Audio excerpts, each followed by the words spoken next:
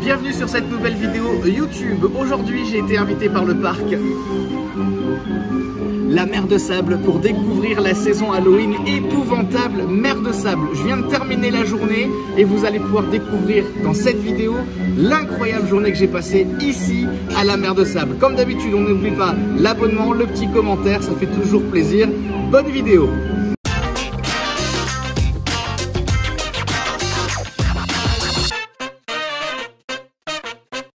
La Mer de Sable est un parc d'attractions situé en plein cœur d'Ermenonville dans l'Oise. C'est le plus vieux parc à thème en activité en France, mais avant d'en découvrir plus sur sa proposition pour Halloween, présentation du parc. Je suis donc avec le directeur du parc, Antoine, qui va nous présenter un petit peu cette saison Halloween et le parc. Merci de m'accorder quelques instants, Antoine. Alors déjà, la Mer de Sable, est-ce que tu peux nous présenter le parc? Ça fait depuis combien de temps qu'il existe ce parc et quel est le public de la Mer de Sable? Alors un parc incroyable parce que c'est un parc qui a 61 ans, donc il a été créé par Jean Richard en 63. Ça veut dire que c'est un parc qui avait 30 ans quand les Grandes Oreilles sont arrivées ou quand les Gaulois sont arrivés. Donc il faut imaginer qu'il a 2 fois leur âge. Donc il n'y avait que ça à l'époque. Il a été créé par Jean Richard parce qu'il était amoureux des animaux, il avait un zoo à côté. Et il s'est dit, en voyant cette dune incroyable, il s'est dit mais pourquoi est-ce que ce décor n'est pas utilisé pour créer un parc avec de la thématique, avec des thèmes? Ça existait déjà aux États-Unis, en Californie, par Monsieur Disney, mais personne n'avait pensé à faire des thèmes. Il a ouvert le parc avec 5 thèmes différents et au fur et à mesure, le thème de la conquête de l'Ouest est devenu le thème principal. Et aujourd'hui, c'est un parc spécialisé sur les familles avec enfants de 3 à 12 ans. On a un peu plus d'adultes, un peu plus d'adolescents sur la période d'Halloween parce que c'est une période où on peut un peu se mélanger. Mais nous, on est les spécialistes de la première expérience. Les enfants qui n'ont jamais connu de parc à thème, ils viennent chez nous, on fait en sorte de bien les traiter, pas trop de temps d'attente. Attraction qui réunit toute la famille, aussi bien les parents, les grands-parents, les enfants. Et puis surtout, on a aussi des spectacles, parce qu'on a 30 attractions, mais on a aussi 3 spectacles, dont, alors pendant Halloween, il n'y en a plus qu'un, mais dont le fameux Attaque du train qui se déroule sur la dune, qui est un spectacle très connu et qui, lui, a une quinzaine d'années.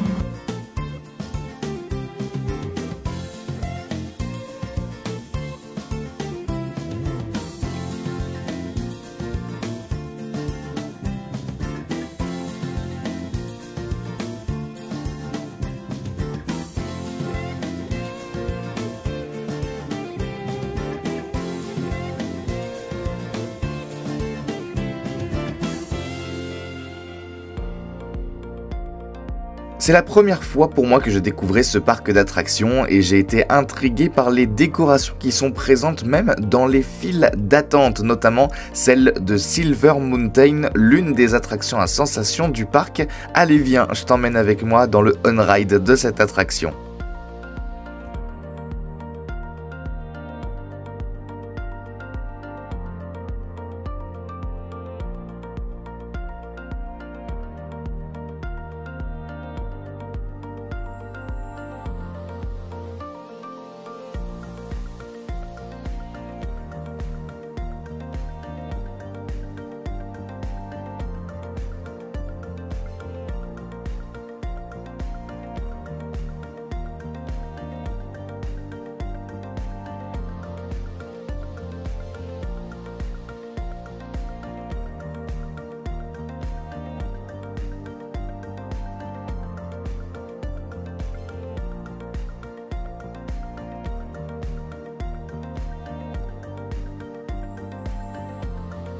C'était cool, hein? Bon allez, présentation de la saison Halloween avec Antoine, le directeur du parc.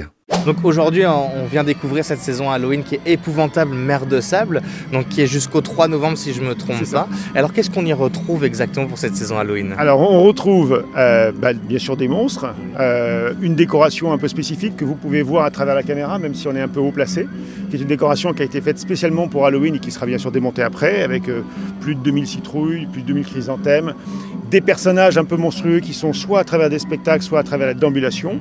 On va retrouver bien sûr une présence un peu spécifique dans tous les points de vente, soit bien restauration que boutique, avec soit des objets à acheter en rapport avec Halloween, soit des menus en rapport avec Halloween. Je ne sais pas où vous avez déjeuné, mais j'espère que vous avez vu qu'il y avait des menus qui suivaient tout ça. Et puis vous avez une ambiance un peu spéciale, et puis tout finit avec une grande parade. On accueille tout le public sur l'aire centrale, et là il y a des cracheurs de feu et un peu de pyrotechnie. Et puis à chacun son niveau de peur, puisque justement il y a des petites indications pour une petite frousse ou même quelque chose d'un peu plus...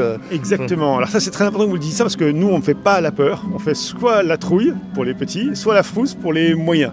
Mais il n'y a pas, bien sûr, la maxi. Alors, il y a la maxi frousse, qui est un spectacle qui se déroule au ranch des âmes perdues.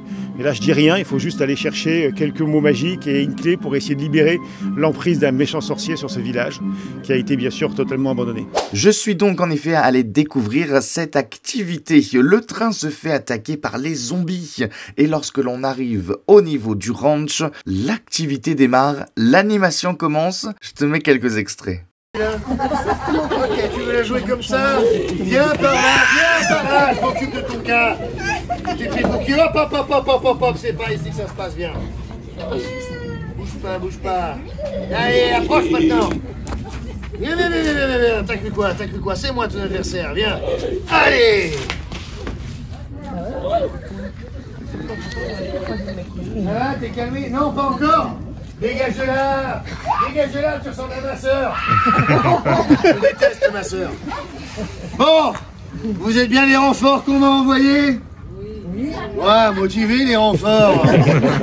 On vous a bien donné des armes et des munitions? Non. Comment ça, non? Bah non. Vous venez en renfort sans armes ni munitions? Ouais, non. Les mains dans les poches. Les mains, oui, littéralement, les mains, oui. Mais c'était quoi votre plan en arrivant ici sans armes ni munitions face à des zombies? Il n'y a pas de zombies. Pas d'explication. Vous savez, il n'y a pas de zombies. C'est quoi, j'ai cogné un comédien peut-être? Bon, écoutez, on va élaborer un plan. Par ici, venez avec moi dans le fort.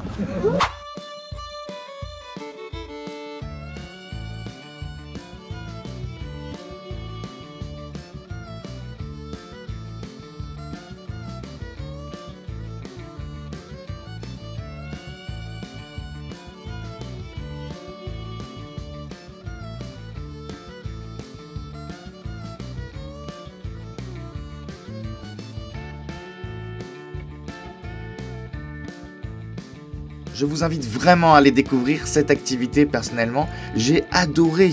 Les zombies sont extrêmement bien faits. Ils jouent bien leur rôle. Alors c'est vrai que certains petits enfants pourraient être surpris, mais pour les rassurer, eh bien les zombies deviennent gentils. Parfois, j'en dis pas plus, mais vraiment c'est une activité incontournable. J'ai ensuite continué à faire le tour du parc et ce que j'aime bien à la Mer de Sable, c'est qu'ils renomment certaines de leurs attractions avec un nom pour Halloween et ça c'est plutôt sympa. Je suis également arrivé devant une autre attraction à sensation, il était forcément obligé pour moi de la tester. Elle a aussi son petit décor Halloween dans la file d'attente. Allez, je t'emmène dans le on-ride.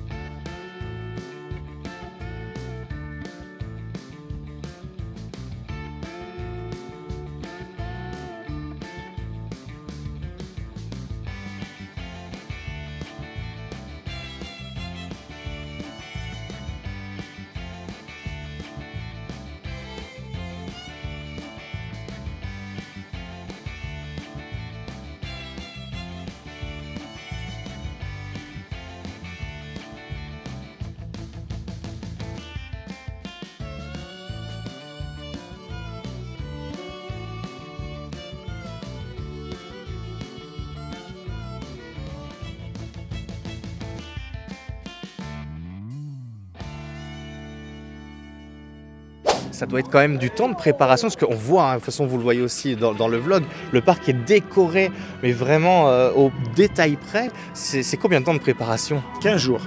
C'est 15 jours. Il faut être honnête que les visiteurs du dernier week-end de septembre, qui sont encore dans l'été indien, se retrouvent avec des petits personnages qui arrivent un peu à droite à gauche. Ils disent tiens, c'est bizarre. Donc on fait attention à ce que ça se passe le mieux possible. Mais c'est vrai qu'on n'a que 6 jours pour passer de la saison de l'été indien à Halloween. Donc on commence un peu avant. Et on continue encore parce qu'il y a pas mal de choses en fait sur lesquelles on améliore. Et puis il y a une zone qui a été un peu compliquée cette année à faire parce que vous avez vu qu'on est en train de construire une nouvelle attraction qui sera probablement une attraction que vous viendrez refaire au printemps et qui donc nous oblige en fait à faire une décoration décoration que j'ai trouvé assez bien faite par mes collaborateurs, puisqu'en fait on a des toiles d'araignée tout autour avec des morceaux d'os qui montrent que même dans le cadre d'une amélioration du parc, on arrive quand même à conserver la thématique.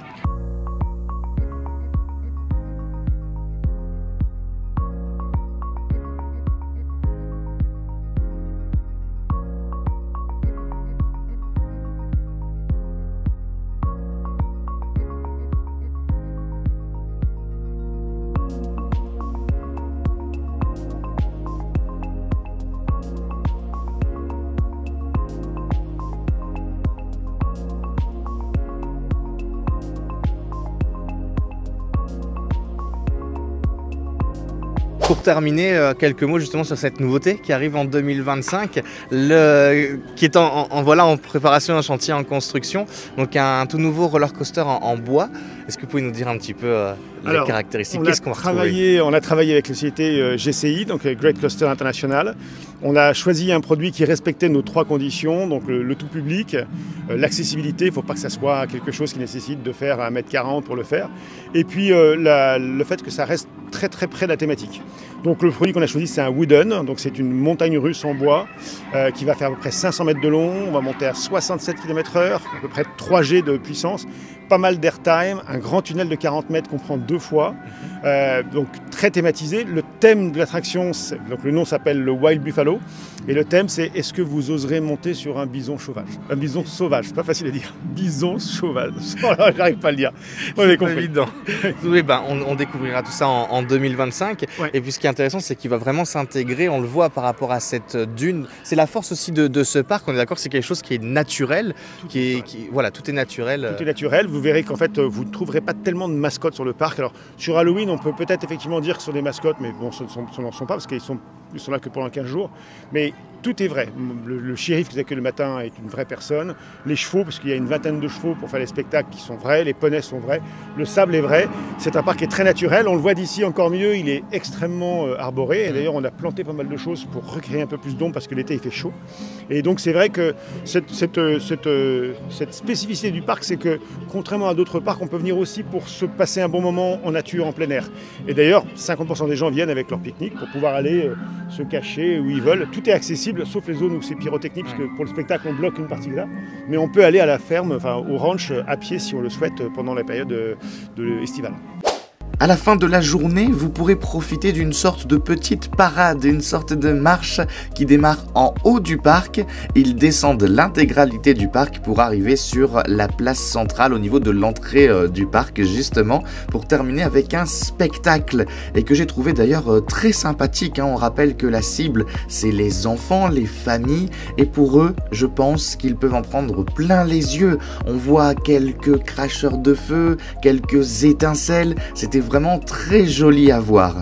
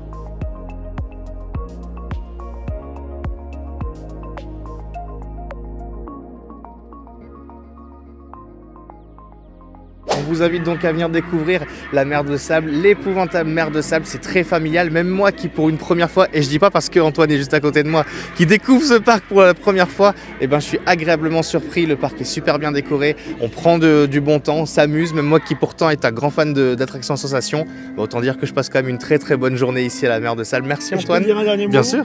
Vous verrez aussi qu'on a un rapport avec nos collaborateurs qui sont différents des autres parcs. Ils sont très accessibles, assez disponibles, et ce sont des gens qui ont une vision de la relation qui n'est pas juste une relation de « allez, je vous fais passer ».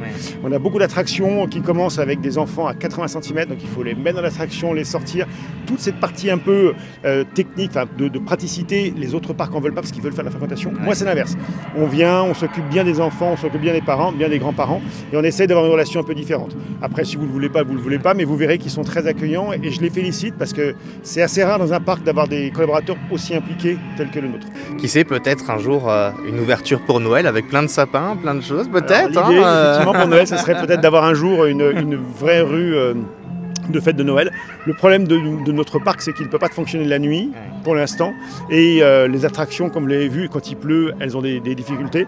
Donc, bon, on y réfléchit. Voilà, peut-être. Mais bon, pour l'instant, déjà, si on réussit, c'est un bel Halloween, ce serait sympa. Et qu'il arrête de pleuvoir tout le temps. Parce que je ne sais pas s'il faut que je mette quelque chose, un cierge quelque part, mais c'est un peu embêtant cette pluie. Bon, maintenant, il ne pleut pas beaucoup et on arrive à passer un bon moment quand même. Un petit par-dessus, un parapluie et puis zou, et une bonne crêpe au chocolat après. Parfait. Je pense qu'on va d'ailleurs y aller tout de suite. Merci Antoine. Merci beaucoup Anthony. Si vous êtes donc à la recherche d'un parc d'attractions pour la famille, pour les enfants avec une thématique Halloween, ne cherchez plus le bon parc, la Mer de Sable. Je trouve ça vraiment cool. J'ai été agréablement surpris par l'entièreté du parc, par ses décos, par ses attractions, par ses spectacles, par le personnel très sympathique, souriant, et ça dans un parc d'attractions, c'est super agréable. Un grand merci à la Mer de Sable pour l'invitation. J'ai passé un excellent moment et peut-être à bientôt.